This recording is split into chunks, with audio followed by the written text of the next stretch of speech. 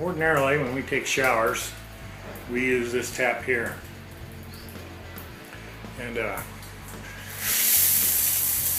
it's the village water pumped in under pressure, which is different than the old days. There used to be a big tank right here, just a big square rectangular box, and you'd fill that with water from the pump, and then you'd take a shower by dipping a bucket and throwing water all over yourself. And then a couple of years ago, the village put in PVC pipe and pumped in water. And at first the family was reluctant to use it because you had to pay for it, and they thought that was pretty silly. Why pay for water when we have a pump and a well out back? So this is how we took showers for the last few years. And my wife, creature of old habits, likes to just fill this bucket up from this tap and then take the bowl and throw water on herself, and doesn't use the shower head. So then we went to this resort down in Rayong, on the way to Rayong somewhere, and it had one of those on-demand water heaters, and my wife said, "Hey, that's pretty nice." So there was my in. So went shopping at Tesco Lotus. They upsold us to this unit, nice and all. That was the first trip to the hardware, was to buy the unit. Next trip I realized I didn't have anchors for the wall. Second trip to the hardware was to go buy wall anchors. I mounted the unit on the wall up here. You can see the old holes. And then I read the instructions, which I knew said the unit had to be 1.7 meters above the floor. Except once I put it in and was looking at the instructions for the next step, it said 1.7 meters to the bottom of the unit, not to the top. So the thing was that much too low, which is great. My mom will be able to reach it, but I guess the idea is then the shower head is potentially able to wet down the unit, which is not a good idea. 220 volts, be exciting. So now I got these extra holes in the wall. I took it down, put it back up. Then after I did that, was digging in the bottom of the box for this fitting, the inlet fitting. I found that they provided screws and wall things there. And then I had to hook it up to the blue pipe. So this inlet is set off from the wall a couple inches, and the blue pipe is flush against the wall. So I had to come up with this pieces of pipe and a couple 45s and wiggle it around and get it up to here. That was the third trip to the hardware store. Put it all together and it leaked because this is not a tapered thread. Fourth trip to the hardware store.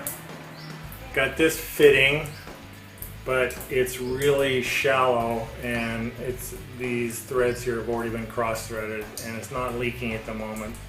And I had to rebuild the blue pipe thing, so you can see there's a joint right there and another joint right there, and I had to move this shower thing over, move that one over there.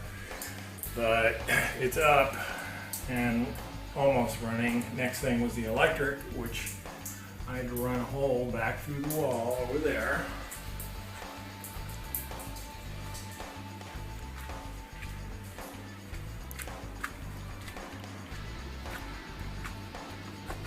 And the supply line comes out. I ran it up along the wall here, through the wall, into the house, up to a circuit breaker. They don't have circuit, well, newer places do, but in general, Thai houses don't have circuit breakers all on a panel and it runs all out and does everything. They put circuit breakers wherever they put lines in. So the feed comes back, goes back up through here, goes back up through the wall. comes back down and then goes into this junction, which feeds this outlet and the switch and the outlet on the other side. And they don't have wire nuts here. Well, they do, but that would have meant another trip to the hardware store. So I did the wires together Thai style, which is you just ball them all together and take a stripped piece of copper wire and wrap it around it up nice and tight, and then put a bunch of black tape over it.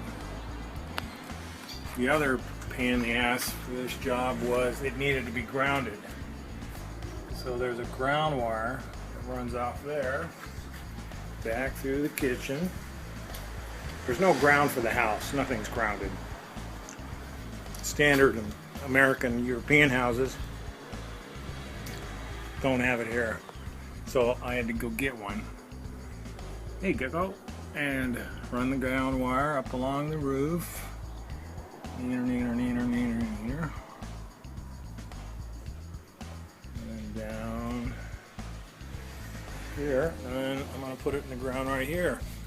Problem was, this was home to about a bazillion little red ants, and when these fuckers bite you, it stings, and it stings long after you squish the ant and he runs away.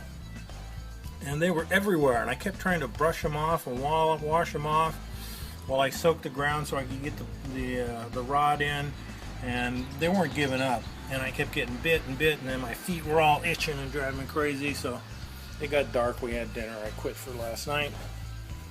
I came back, ran the pipe up here. This was actually where their nest was.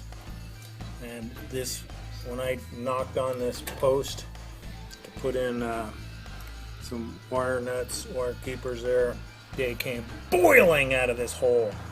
There was thousands of these little suckers all running around here, all on the ground, all running up this post. This post was just covered with them. They all running out here. I'm dancing around getting bit. And so I hated to do it. I had to gas them, spray them with insecticide, and that light kind of orange rusty color there is several thousands of dead ants. But there's a few stragglers still wandering around, but at least I got my pipe in the ground, my ground rod in the ground, and I'll be able to put a couple more clips on the post. Termite got to this post really bad, but it's still holding up the roof. And once I get done with all that business, it'll be time to flip the switch and check for blue smoke, as my dad used to say. I'll let you know how it works. Like my working getup.